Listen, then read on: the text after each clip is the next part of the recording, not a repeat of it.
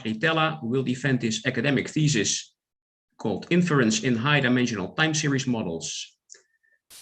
Dear candidate, may I invite you to present a summary of your study and the conclusions of your thesis. Dear Pro-Rector, Directrice, dear member of the Corona, dear colleagues, friends, and family watching the streaming online, in the next 15 minutes, I'm going to walk you through the main topics around which my dissertation revolves, as well as the contribution contained within each chapter. So,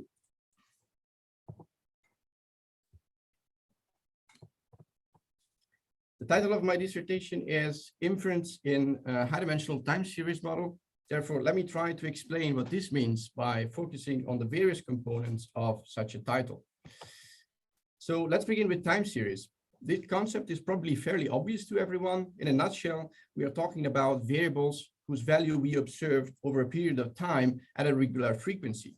And we can broadly categorize time series in two groups according to some of their property: stationary and non-stationary, as reported here on the slide. So on the left-hand side, you see an example of a stationary time series, and this is taken from chapter 2 of my dissertation. And the time series you observe is so-called realized variance for the stock price of Pfizer. In other words, you can think of these as how much the stock price of Pfizer varies every day between March 2012 until October 2013. So as you can observe, the series is characterized by an oscillatory behavior around the mean, which is reported in red. And while we observe some occasional spikes, we clearly do not see any upward sloping trend of regular pattern that would let us think of a seasonal component. In other words, the characteristics of this series do not depend on the time. On the right-hand side, instead, you can observe an example of a non-stationary time series. Specifically, this is taken from chapter 4 of my dissertation and shows the development of the global temperature in annual frequency between 1871 and 2014. As clear, such series has a clear upward sloping trend, which is rather random. As it turns out, analyzing either one of the two types of time series entails a quite different set of issues. The stationary time series are somewhat easier to handle statistically, mostly asymptotically, rather than the non-stationary ones. And when it comes to analyzing time series, I like to report a definition appearing in one of the first pages of one of the most important books in time series, which is the Hamilton, that says, time series analysis is concerned with the dynamic consequences of event over time. And I would like to remark the word consequences, as will perfectly fit much of the work done in this research.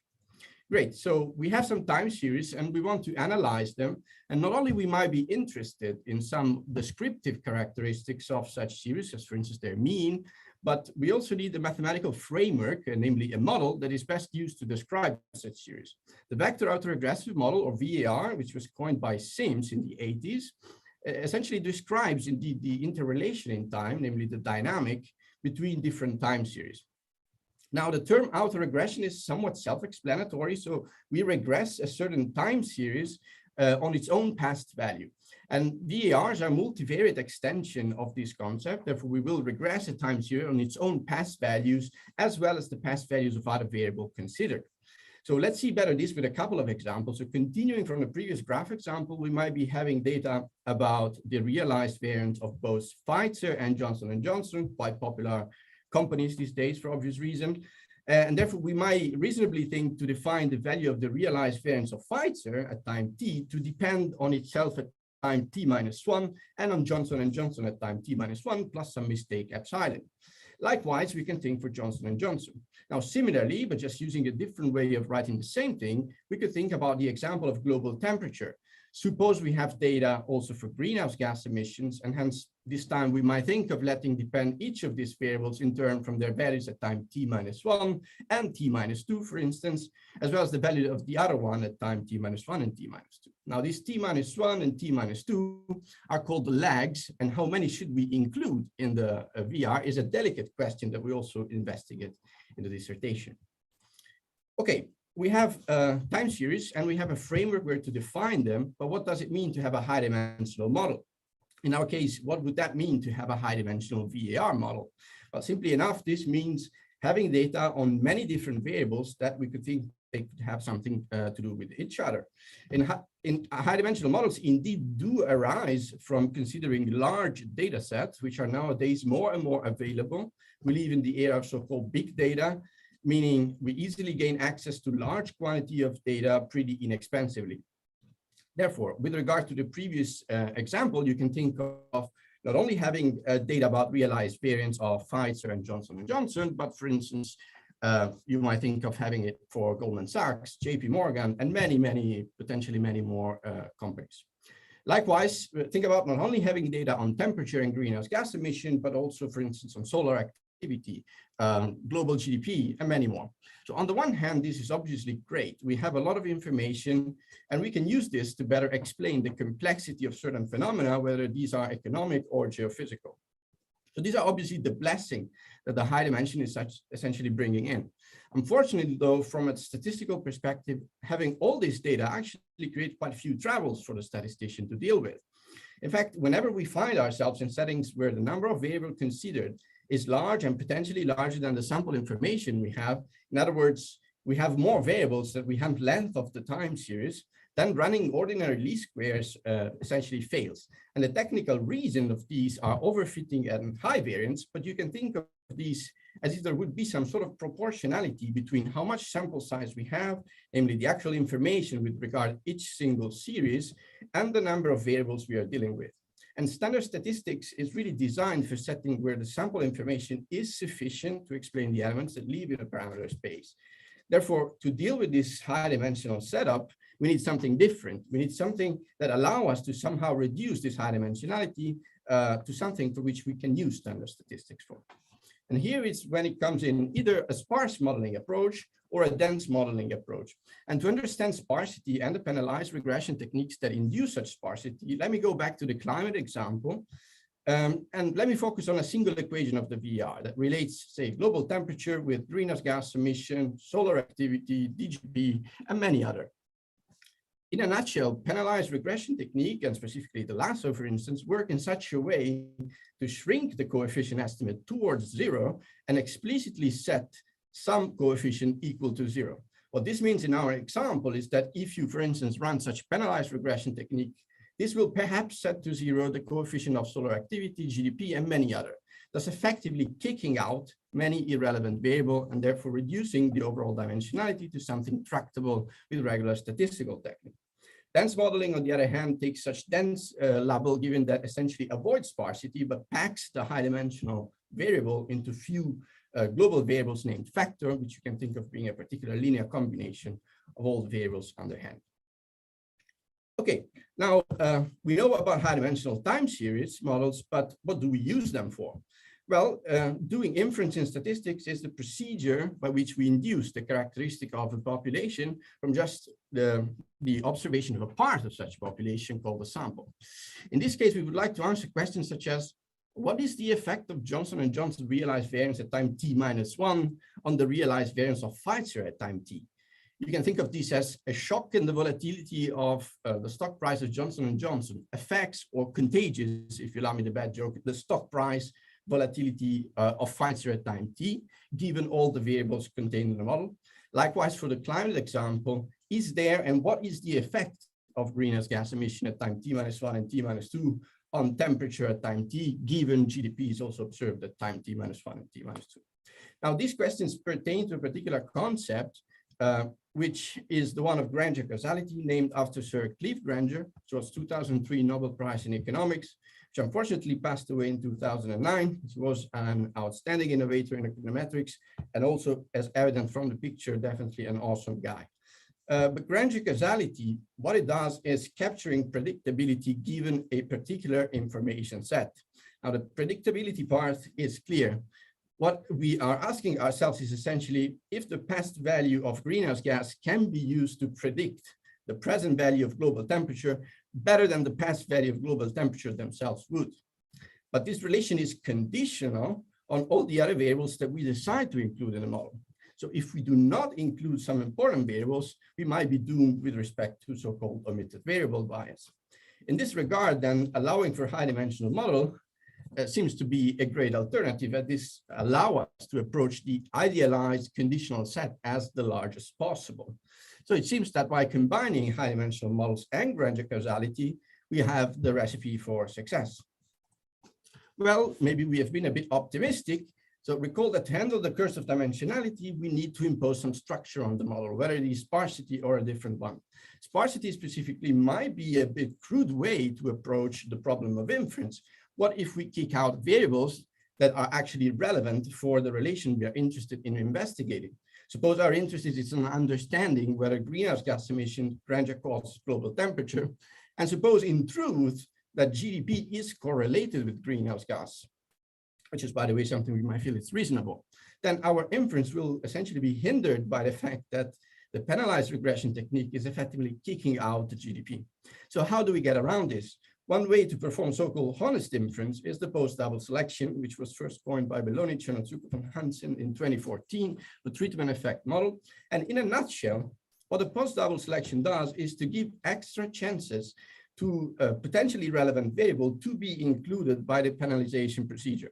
In this case, for instance, this happens by regularizing in turn both variable of interest for the causality analysis, namely temperature and greenhouse gas, and then taking the union of those coefficients that have been selected. So now we come to the contribution of the different chapter. In chapter 2, we extend the post-double selection method to high-dimensional stationary time series models, specifically VERs. We design a Lagrange multiplier test for blocks Granger causality in high-dimensional VERs. And we also compare many different ways of carefully tuning the penalty parameter. Finally, we apply this within the framework of a high-dimensional heterogeneous VER, and we build a contagion network of volatility spillover for 30 large capital stocks. Chapter 3, now the post-double selection Lagrange multiplier test for Granger causality in high-dimensional VERs is extended to the unit root non-stationary time series setup. How do we do this? We essentially employ a lag augmentation in a similar fashion as Toda and Yamamoto 1995 Journal of Econometrics. And while their original idea was conceived for low-dimensional setup, this is now extended to the high-dimensional one. We also propose a data-driven upper bound to select the lag length in high-dimensional VERs, and we assess its final sample performances. Finally, we use this on the popular macroeconomic data set, the FredMD, to essentially investigate the main macroeconomic drivers of inflation. In chapter 4, we again use the design post-double selection Lagrange multiplier test that we extended in chapter 3 for a stationary time series, but now to investigate causality in high-dimensional climate system. Essentially, we find that this method helps in disentangling and interpreting complex causal chains linking greenhouse gas radiative forcing and global temperature. We discuss climate change and we contribute to its attribution through these Granger causality networks, which are built among the climate time series considered through our post-double selection Lagrange multiplier test. Finally, in chapter 5, essentially we reconcile the two worlds, the two schools of thoughts when it comes to dimensionality reduction, namely the sparse and dense technique, using the framework of a dynamic factor model. Essentially, we design a two-step procedure in order to estimate and produce forecast. The first step is rather standard and estimates the factor by a standard principal component. The second step essentially uses the estimated idiosyncratic component within a sparse VER, which is then estimated by penalized regression techniques such as the adaptive lasso. Now, this approach we find is beneficial because it allows us to disentangle in the system covariance matrix the dependence that belongs to the diverging eigenvalues, so the factors, with a dependence among the bounded one, namely the idiosyncratic components. With this, I thank you very much for your attention, and I'll give the word back to the prorector. Thank you, dear candidate, for your presentation. The opposition will be opened by Professor Bos, who is Professor of Banking and Finance at our university here in Maastricht, and he's also the chair of the assessment committee. Professor Bos, the floor is yours. Thank you, Prorector. Dear candidate, dear Luca, thank you for a very energetic presentation. I think it's exactly what we need on Monday morning.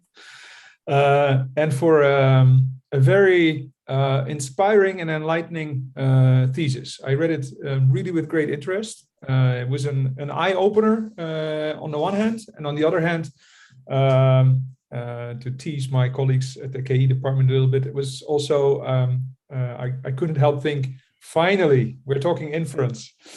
Yeah,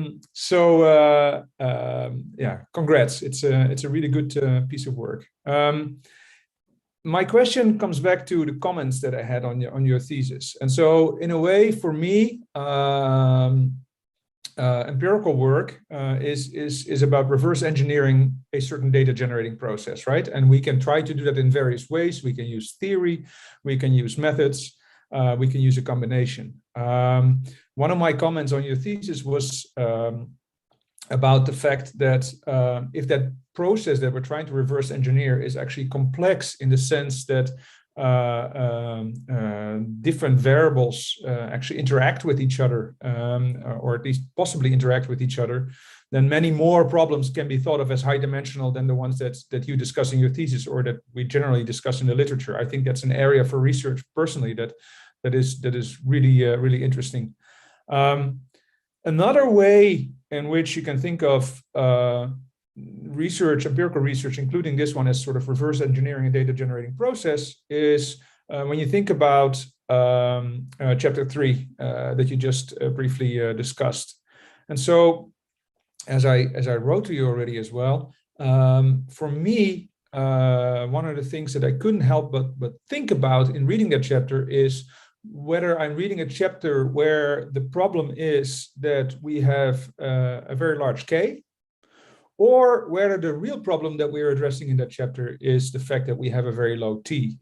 And in particular, that we are using macro data, and we know that in macro, the problem is that the data generating process, or let's say the real data and the data that we observe and that we are able to download from Fred do not have the same frequency. So isn't the real problem in chapter 3 the low frequency with which we observe the macro data? And if that is the case, does that matter actually for how you think about how to do inference in high dimensional problems? I look forward to your answer.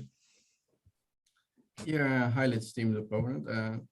First of all, thank you very much for the nice words, and also for the questions and for the comments on the thesis. And I find it really interesting indeed.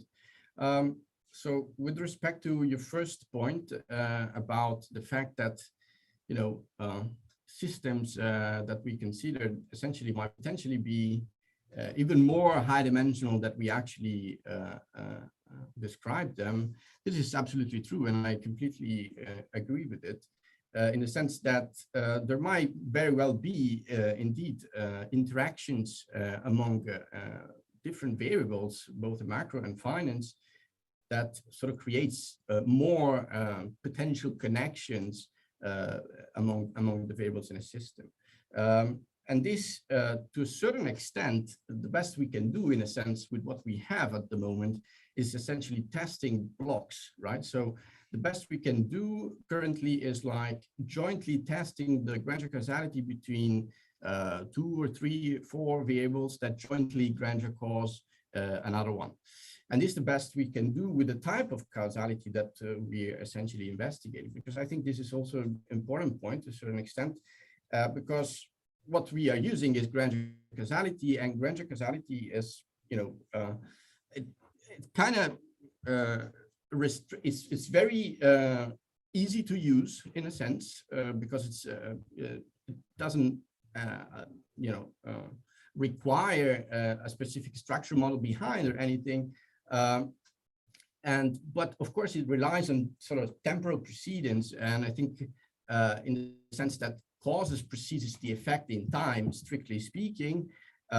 So there's also a completely different but obviously related branch of causality, which is all the causality that pertains with Pearl definition of causality and such, which of course is not what we look at in here. And there, for instance, the idea of causality has to do with like kind of physical influence in a sense. Namely, if I manipulate the cause, I should observe a change in the effect. And there probably, there could be ways of kind of merging the two together to a certain extent. But to come back to your point, yes, so I do agree that interactions could occur. And the best we can do, I think, at the moment with the framework is testing blocks. With respect to your second point about macroeconomic data and the fact that we do not observe necessarily the same frequency of all the variables, this is absolutely true as well. So on the one hand, what we did is using the FredMD, which is so nice and polished data set, right, that everybody uses, because it comes with plenty of nice transformations that we can use and so on and so forth. And I think with what pertains to chapter 3, I must admit, the idea was more like showing that if we take the FredMD in levels, we don't use the stationary transformation that McCracken and Ang proposes, well, our method is then beneficial to actually investigate what we want to investigate. Obviously, though, you're right. I mean, all these series are sampled at the same frequency, and there's no need to think that this is a good idea in general. What we don't investigate is obviously the whole thing about mixed frequency VERs, which would essentially account for what you are saying. So if we would observe a data set different from FredMD, in which some variables are observed at the monthly, some variables are observed at quarterly frequency, and so on, we could, of course, do something with mixed frequency and test for causality. I believe there are already a few works out, some from Alain, Ines, Marie, that deal with mixed frequency VERs in high dimensions, but also I think there is another paper by Geidel, Babi, and somebody else, this kind of recent work, I think it's 2021, in which they do investigate indeed granular causality in high dimensions, mixed frequency VER. So that framework probably is even more precise for certain macroeconomic setup. So I do agree with you to conclude that, yeah, we might observe different frequencies. For what pertain the FredMD per se, obviously this comes with a single frequency, so we took it as it came. But I do agree that probably looking onto mixed frequency stuff could be beneficial to enhance the accurateness of the estimations. Thank you. The opposition will be continued by Professor Marana, who is a professor of economics at the University of Milano and also a member of the assessment committee of the thesis. Professor Marana. Yes, thank you very much. And my question has to do with the climate econometrics chapter in your thesis, which is still interesting and also innovative.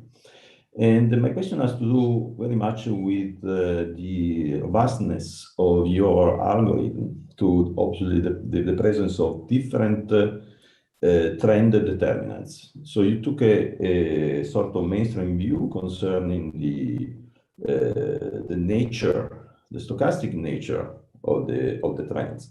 You mentioned in your literature review anyway also the work of Estrada and Perron. And so the question is, how do you foresee robustness of your proposed methodology to the presence of deterministic phenomena which may impact on the determination of the trends? And how to say, there is evidence that apart from the key driver, the radiative force, and its a stochastic component, other forces called natural oscillators, and you mentioned ENSO, but there are oscillators that span cycles with a much longer duration. I'm thinking about all the, for instance, the Atlantic multi-decadal oscillator, for instance. So how these phenomena that may have a deterministic components may then impact on your proposed approach and results. Yeah, highly esteemed opponent. Thanks. Nice words and for the question. Yeah, so this is a good point. So what we did so far was essentially indeed like considering that all this series necessarily contains stochastic trends, and we didn't really look at specific deterministic components, even though I believe this can be added fairly easy. So what I would say is that, you know, for instance, I received some comments presenting this paper already at conferences that were like, okay, but is this really a stochastic trend, or you know, the one that drives this climate time series, or is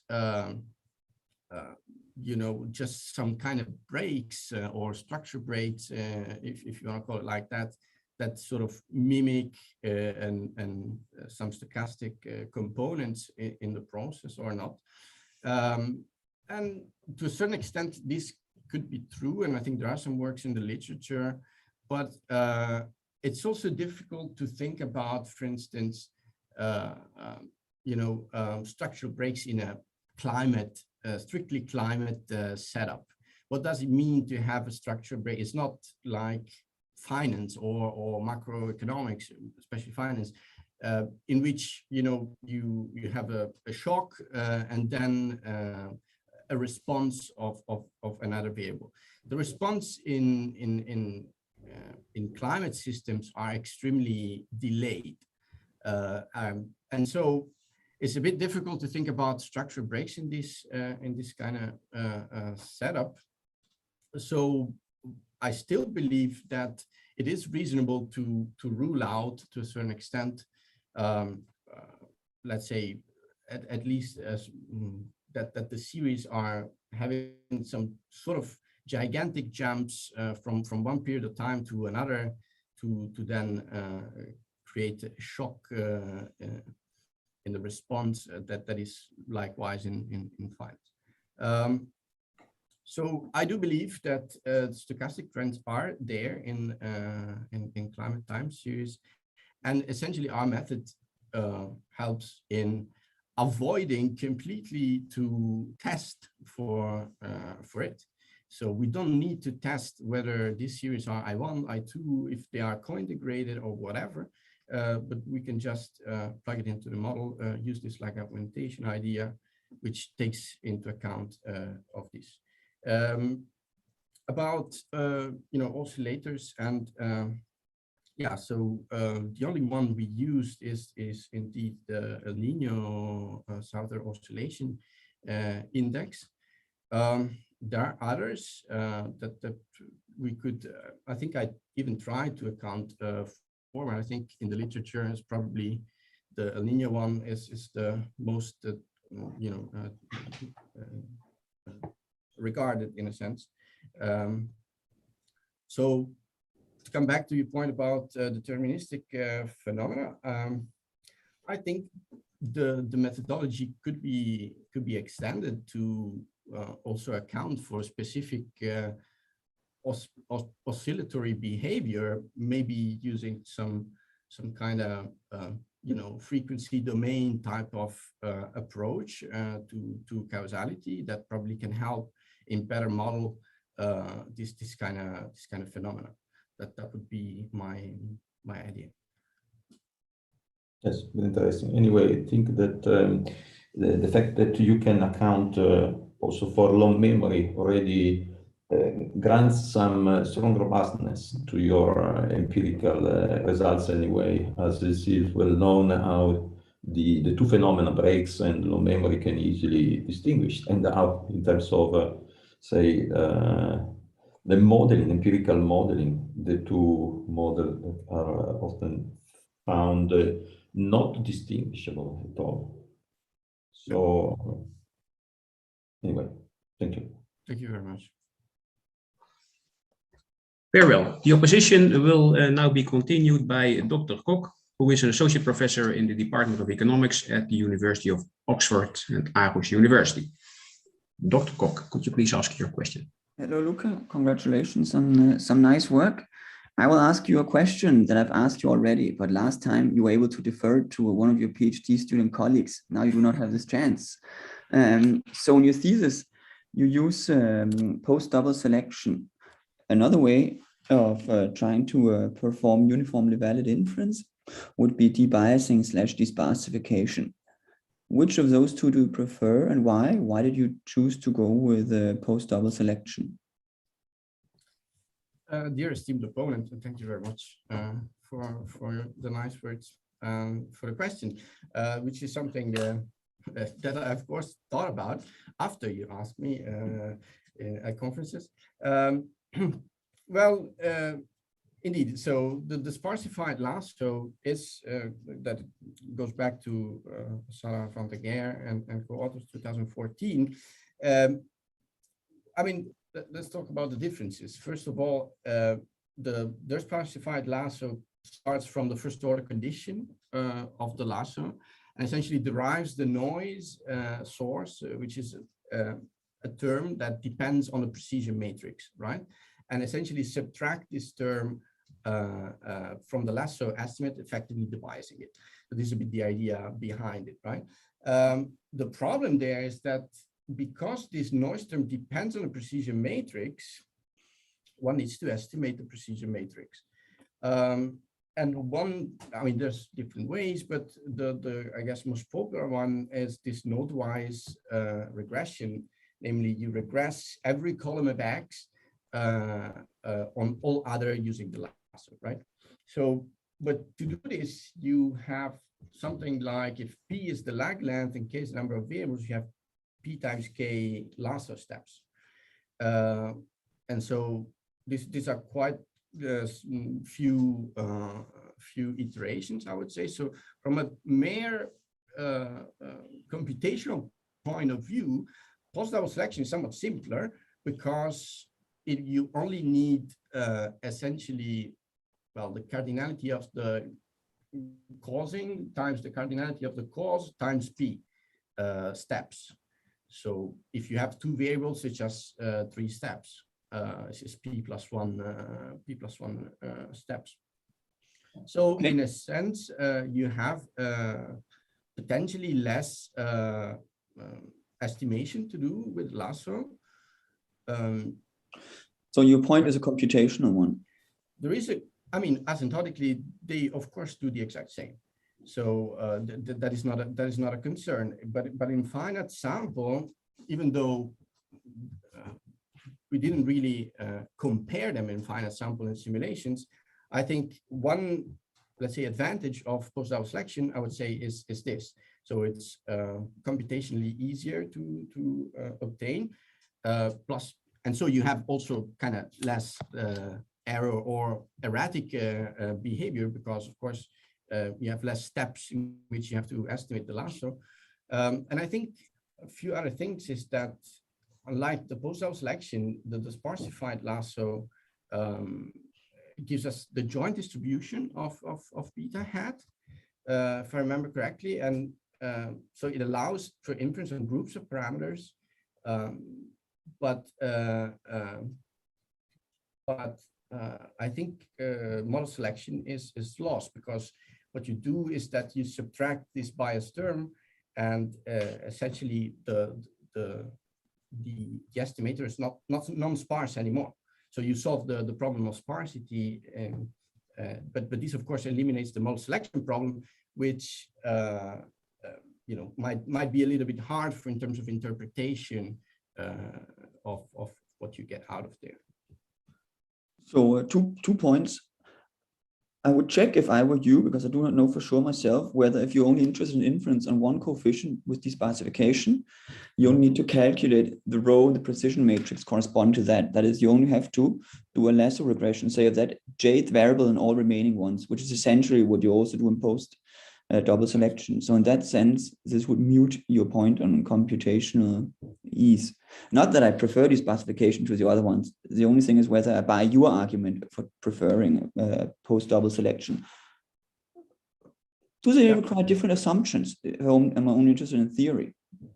Yeah, they do. They do have quite different assumption.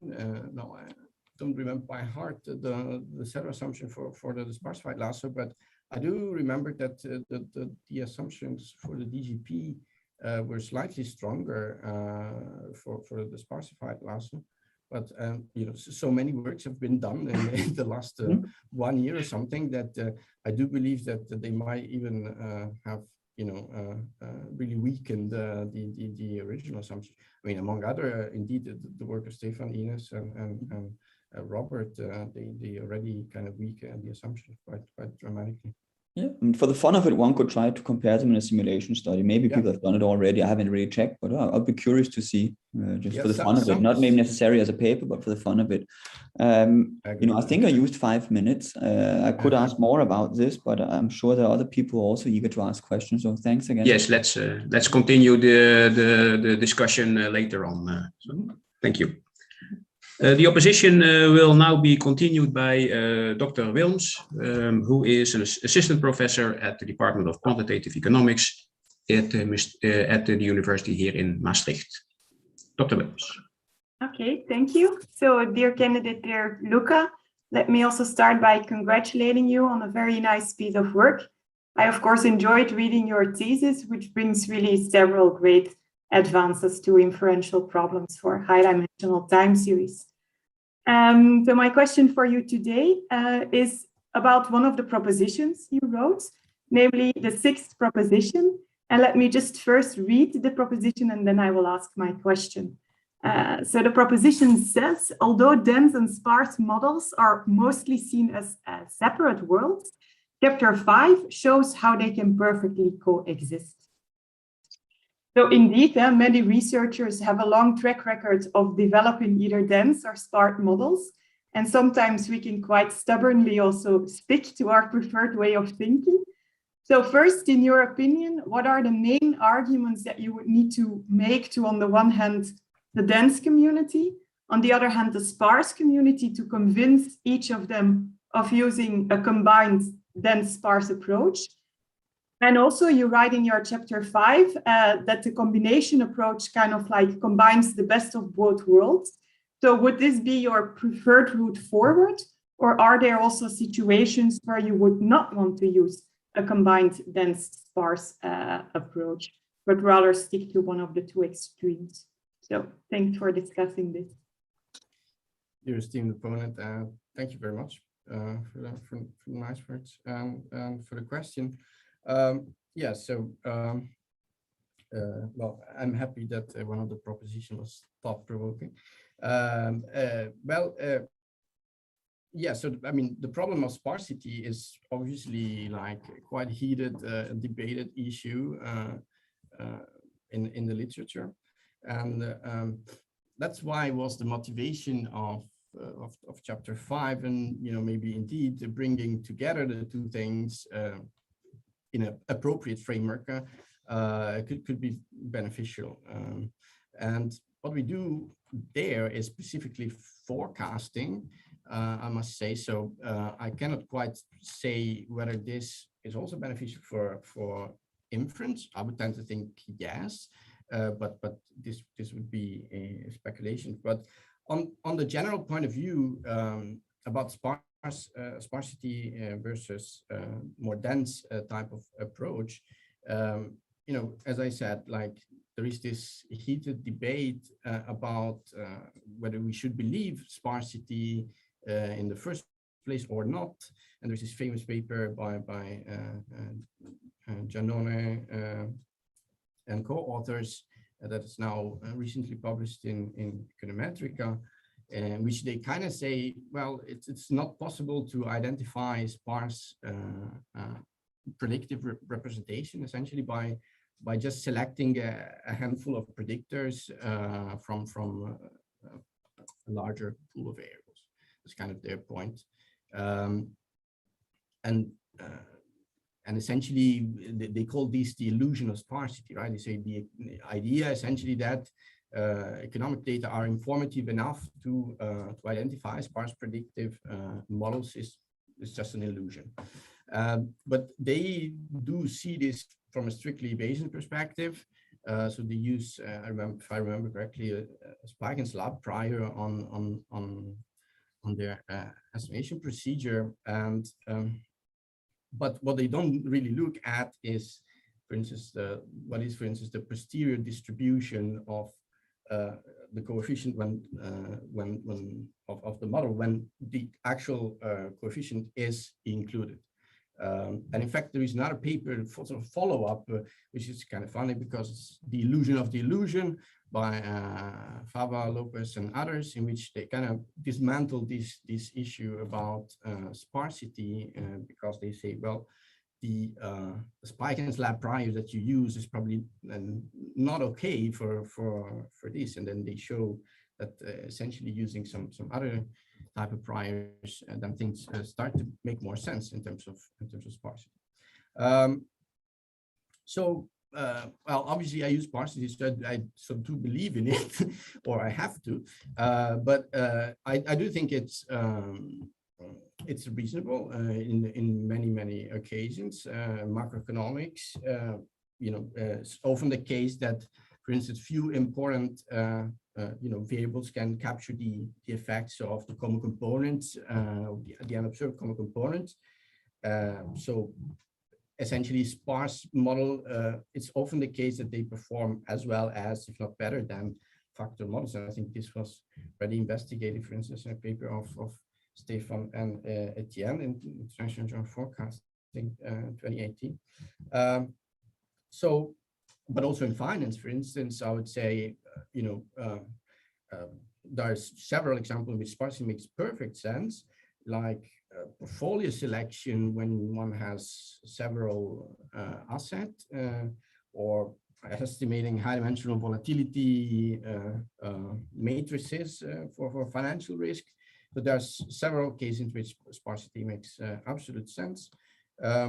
It is true that in macro, a lot of people are very skeptical about using this kind of sparsity assumption, because they believe that the variables are so aggregated that everything is sort of driven by factors.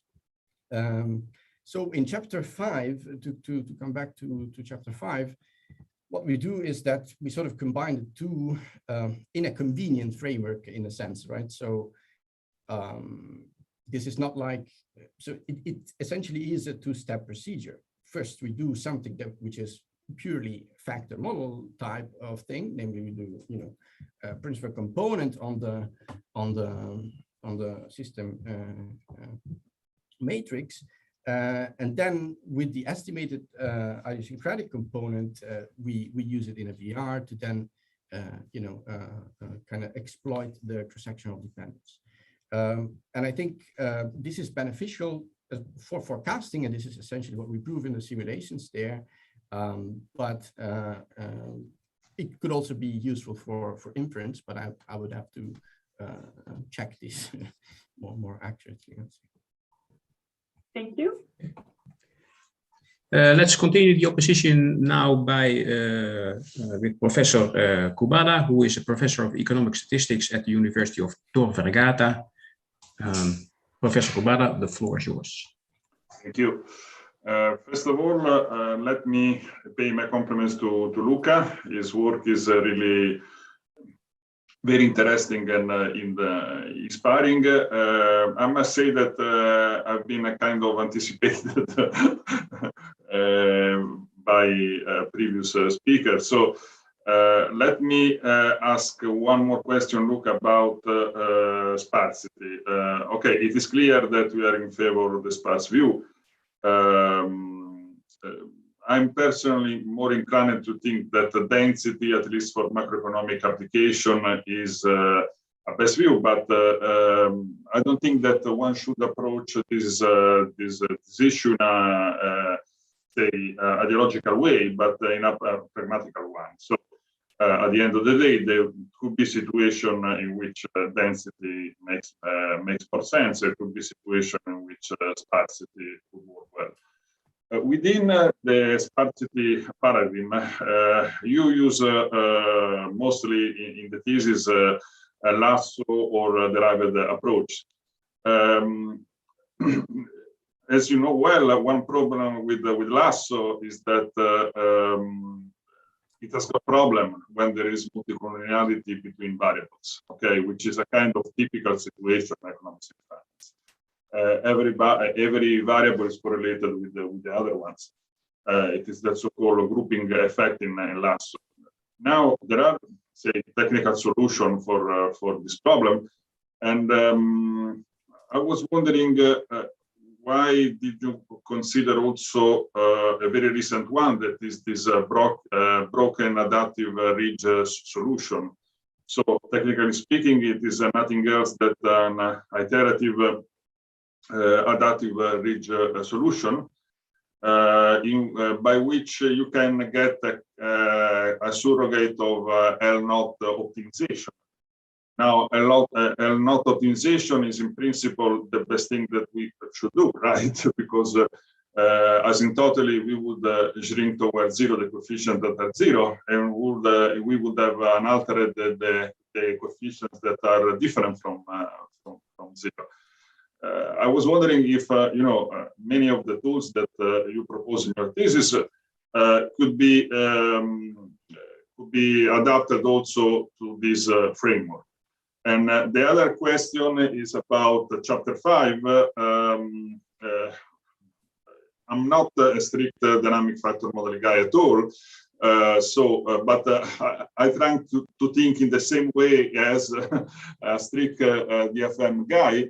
And I would perhaps argue that the VR model for the idiosyncratic components is not so acceptable in the view, in the sense that in a dynamic factor models, the interaction, the common component should be captured by the factors, and you should allow just for a mild cross correlation between the idiosyncratic components.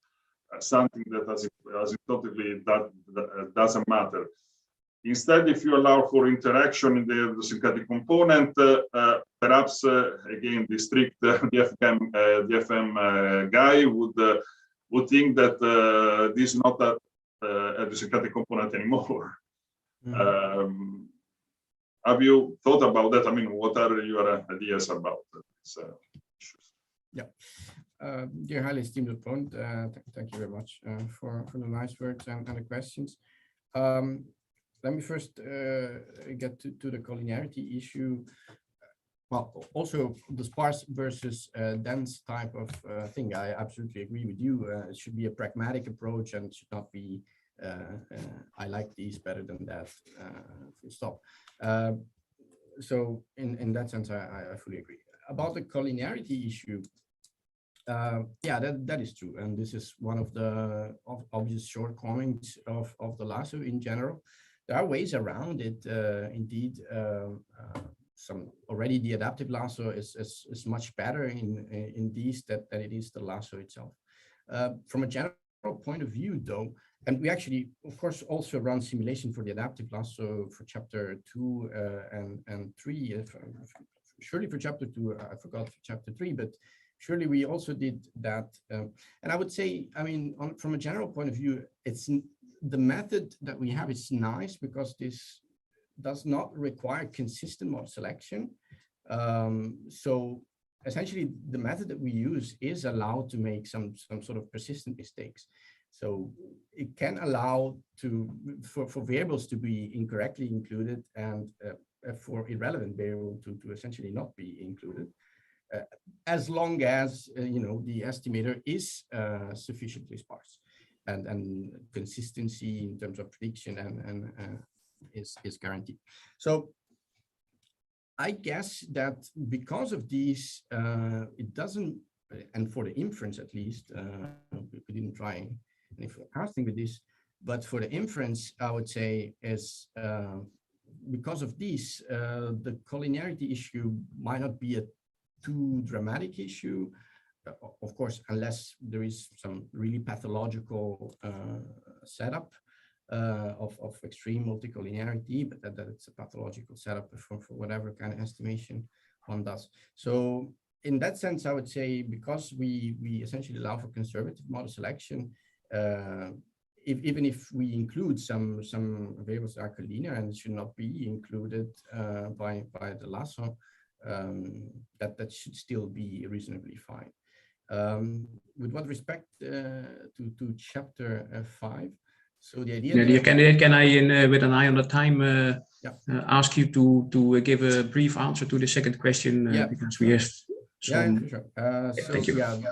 For chapter 5, essentially the idea was that dynamic factor model was the, well, according to us, the most fitting framework, and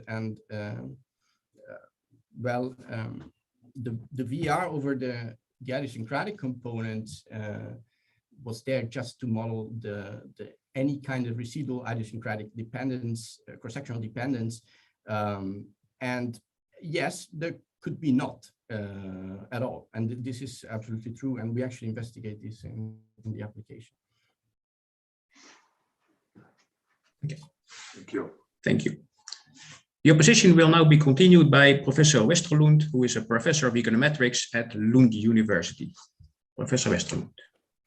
Thank you, Rhys. Luca, you look much more calm and composed now than you did an hour ago. This is going great, I think. I know that we are short of time, so I'll just get to it directly. So I have a question on chapter 5.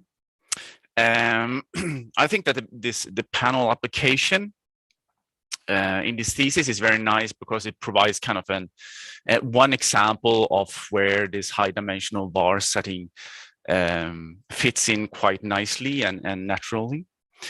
You do provide in chapter 5 some Monte Carlo evidence to support that this is also useful in practice, but I know from own bitter experience that the people in the forecasting literature, they almost always want to see some hard empirical evidence of the fact that the thing works. So have you given that any thought? Perhaps adding an application to chapter 5. Yeah, hi, Luca. Thank you for the questions. Yes.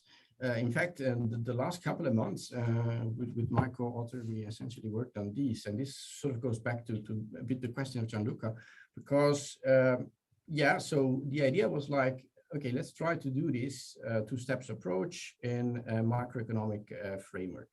And then we had some chat with Matteo Barigozzi in a couple of occasions, and he was like, well, this is interesting, but in macro, it could be that, after you account for the factors, because the variables are so aggregated, think about monetary aggregates variable, for instance, essentially what's left is pretty much just measurement error and not actual idiosyncratic dependence. And that could totally be, and in fact, kind of the challenge was on, and we used the FredMD nonetheless, and we tried to essentially forecast all the variables in FredMD. And what we show in the end is that this is true to a certain extent. Like for many variables, it is true that just the factors account for everything. And so doing this complicated two-step procedure in which you also try to account for cross-sectional idiosyncratic dependence doesn't really help too much. But for many variables, it does help. And in fact, I mean, now I'm kind of going by memory, but like, it's like factor models is scoring first in many, but right after we score as a second position. And specifically for many important macroeconomic variables, we are managing to do better than what a simple plane factor model would. So in that sense is encouraging, and we sort of, and the question is a bit like, okay, how do you check that there is cross-sectional dependence among the idiosyncratic components? What we did is like going into the spectral density framework, and essentially we can redo the whole thing in a spectral density to estimate the spectral density, but also like if you estimate the spectral density of the idiosyncratic components, then you can create some sort of network of connections that sort of represent the cross-sectional dependence among the idiosyncratic component. And we do show essentially, this kind of preview what will be the paper, that there is still cross-sectional dependence, and then it makes sense to model it. That was a bit the conclusion of what we did in the last couple of months, and it goes back to what Gianluca was also asking. Thank you for a very to-the-point answer. Thank you. Thank you. So the opposition will now be continued by Dr. Basturk, who is an associate professor at the Department of Quantitative Economics at Maastricht University. Thank you. Dear candidate, dear Luca, first of all, my congratulations for a very, very well-written thesis. I was also positively surprised with one of your answers. It seems that you know the Bayesian literature. So that makes my question a bit easier than I thought. Some Bayesians would argue that what you're doing, honest inference, would be easier to deal with when you do Bayesian inference, because we can take, let's say, the amount of legs in the VAR as a random variable, or number of differencing as a random variable, and then do inference based on this. What is your informed opinion about this? Dear esteemed opponent, thank you for the nice words and your question.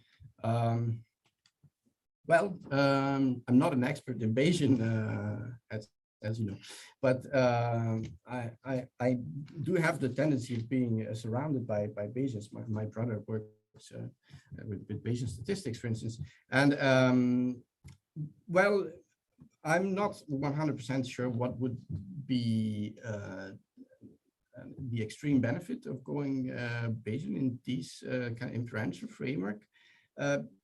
Going back to the sparsity versus non-sparsity question of Ines, well, already there, it's sort of discouraging to me to see that, you know, for instance, using the Speicher's law prior seems to be so promising, but then it's actually not exactly doing what one would want it to do when you look at the posterior. So I am not sure whether this would be, I know that there is a huge literature, and I think it would be very, very interesting to compare the two approaches, so Bayesian and frequentist with respect to these. But that's pretty much what I can say, because I haven't had any hands-on experience with Bayesian method myself. So that's a bit what I can say. Okay, thank you. The opposition will now be continued by Professor Schumann, who is an assistant professor also at the Department of Quantitative Economics at Maastricht University. Yeah, thank you. Yeah, so dear candidate, dear Luca, also congratulations from my side. So very impressive thesis. I have a short question, which hopefully is also easy for you to answer. So it's from my personal understanding. So in chapter 2, you write that marginalizing the VAR to univariate ARP processes, right, gives you a reasonable upper bound for the P, basically, for the lag length. However, kind of like maybe if I look at your application in the climate change, then you kind of go and by hand, you increase the lag length. So what is the reason for that? Dear esteemed opponent, yeah, thank you very much for the question. So yeah, this is an absolute great point, because it's one of the obvious inconsistencies of the thesis in a sense, because yeah, so on the one hand, the lag length selection is really an important thing, because especially for like also chapter.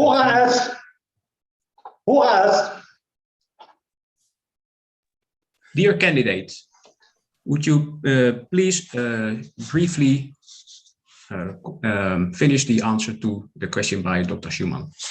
I will.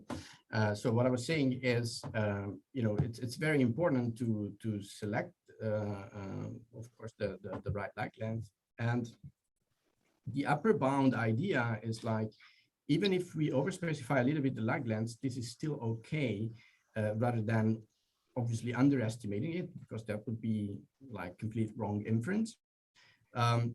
But then when I came to the climate part, then I really realized that there, because of the very slow response of the variables, then this idea of using a data-driven approach for the lag length is not really working too well. It is working, but it seems that enlarging it, the lag length, it's beneficial. So how to do it in a data-driven approach for the climate part, this is that is a great question, which we need to think more with my co-authors. But yeah, so that would be so. Okay, thank you. Luca Margaritella, the time appointed for defending your thesis has passed. The degree committee will now withdraw to discuss the quality of your thesis and your defense. I request that you and your company online await the results of our deliberations and our return.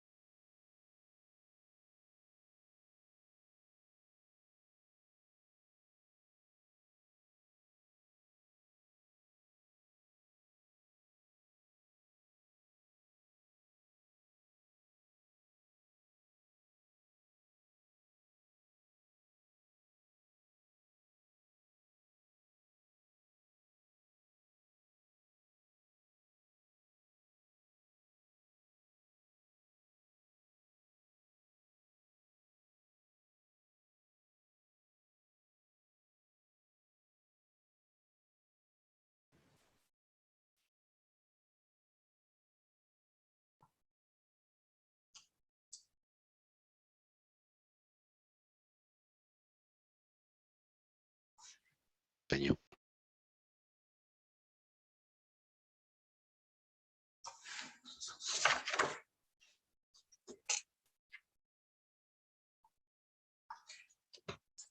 Luca Margaritella. The degree committee here present online has assessed the quality of your thesis and your defense. In view of its positive verdict and taking into account your previous qualification, the degree committee has decided to grant you the degree of doctor. Dr. Smekers is authorized to confer upon you these academic distinctions in accordance with Dutch university custom.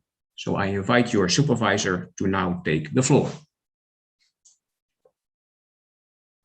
Do you promise to work in accordance with the principles of scientific integrity at all times, to be careful and honest, transparent, independent and responsible?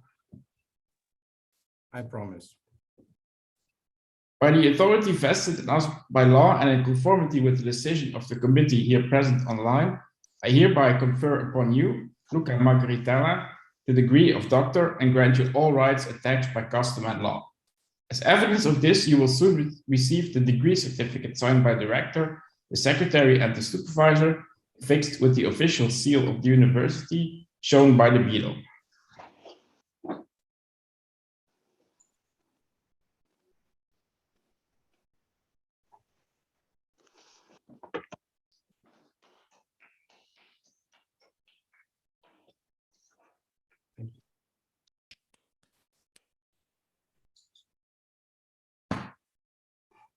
Dear Luca, dear Dr. Margaritella now, it's my pleasure to be the first to congratulate you with this wonderful achievement.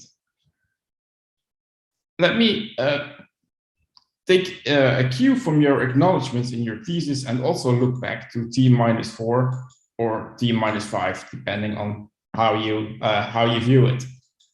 And I think the nice thing about that and also about the committee here is that we can actually, almost like Charles Dickens' Christmas Carol, we can have the spirits of past, present, and future all present today in this ceremony. I think we can say it somehow starts, as you described, when you were doing your bachelor in statistics in Milan, and you got into contact with Professor Morano, who was present here, who invited you to a conference dinner with Alain. I think that there were not much details, except there was a lot of alcohol, which I think we should leave it at that. But apparently, you were enthusiastic enough meeting Alain, and I think Alain did a wonderful job there to convince you to come to Maastricht for your master's studies in econometrics. Of course, at that point, I didn't know you yet. I heard from Alain about you, and then we got to know each other when you followed my course in high-dimensional econometric methods. I remembered you from that course as this serious, mature Italian student who was always participating very actively in sensible questions. And I got a very positive opinion of you during that course. But then afterwards, we did not really were in contact as you were writing your master thesis with Alain. And in combination with doing an internship at our Labor Institute of Roa. So that was very applied and very different from the kind of things that I was working on. And I was then lucky enough to have a grant in which I could hire a PhD student. For that, given that it was on high-dimensional econometrics, I emailed my students who took the course whether there were people interested in that position. And I think it took about 3 minutes after I sent that email to get a reply from you that you were actually very interested. So given that I remembered you positively from my course, I was very happy, of course, with that. On the other hand, I was also a bit puzzled because I know you were working on very applied stuff. And I thought, okay, well, this research is not going to be that applied as the things you were working on. But then we met and you explained to me that actually you were very interested also in doing theoretical work rather than just doing applied work for your thesis. So I hired you for the position. And of course, given that you already were working with Alain, Alain joined the supervision team as well. And we had, I think, a great team with the three of us in place that would cover both theoretical and more empirical research. And something I think that's very, very illustrative of you, your personality, who you are, is that you always felt, at least to me, it seemed you always felt in place as a PhD student. You never had any doubts whether doing a PhD was something for you. You were convinced that, you know, PhD is for you, academic life is for you. And I think that you had this conviction, you had that throughout your PhD, and you still have it. So it was really, you did not just send the email without hesitation, but you did your whole PhD without hesitation. And it's been a great pleasure for both Alain and me to work with you on the PhD. So you were always very focused, mature, and you really developed to become an independent researcher over these years, and that has been great to see. I mean, to illustrate, one thing you had to do, which is not always easy, is to manage us, two supervisors with sometimes very different interests, one more interested in theoretical work, the other more in empirical work, which could, of course, clash. And it was regularly that I asked you to do something more theoretical and Alain asked you to do something more empirical. And there would have been many students who would probably have complained about that and maybe thought, oh, what do I have to do? But you never did that. You always just did what we asked. You did much more than what we asked. And you managed to really get the good things out of both of us. So if you dealt with the theoretical stuff with me, for the empirical stuff with Alain, you brought all of that together. And I think in that way, our little three-person team functions extremely well. And I think this is really much to do with your attitude and the fact that you're actually so easy to work with. And I think this also shows in the later half of your PhD, where you also really started to develop a big network. You always enjoyed very much going to conferences, even if it meant getting into fights with some senior econometricians on occasion. But you built a big network, you met a lot of people, and you actually started collaborating with these people. And I think was also really great to see, and also shows very much what kind of person and what kind of researcher you are. So it's everything has been going very smoothly over these last 4 years. And I think I also speak on behalf of Alain to say that has been a really pleasant supervision period for both of us. Your lack of hesitation, your clear determination also showed when you went onto the job market last year. There you also were very convinced, you know, I want to stay in academia, this is what I want to do. And you went for it, you went on the job market. And then one of these moments that you describe as being lucky arrived, in the sense that Joachim Westerlund, also present here, your spirit of the future, asked me if I knew someone that might be interested in a position that they had available at Lund University. And then it was my moment to not have any hesitation and recommend you for fully 100%.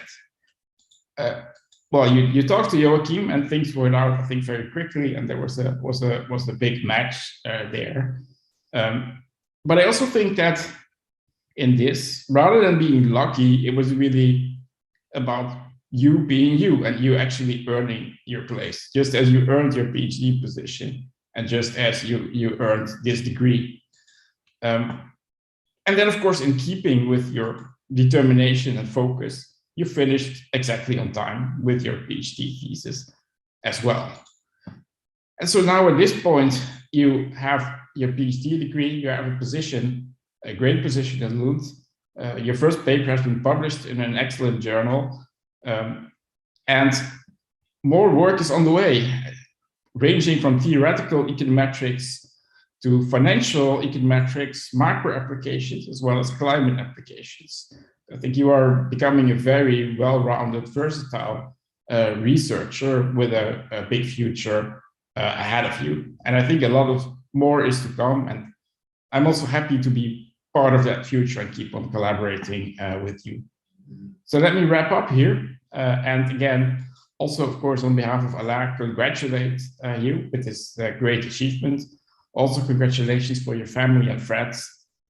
You might not be close to them physically, but I hope that you can still enjoy this day together with them and celebrate it, because it's a great achievement that you should definitely celebrate.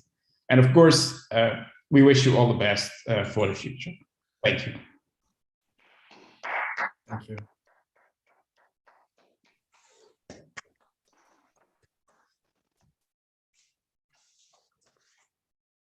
Dear Dr. Margaritella, also on behalf of the Board of Deans, I congratulate you with the honor you have acquired. I hereby declare this ceremony now to be ended.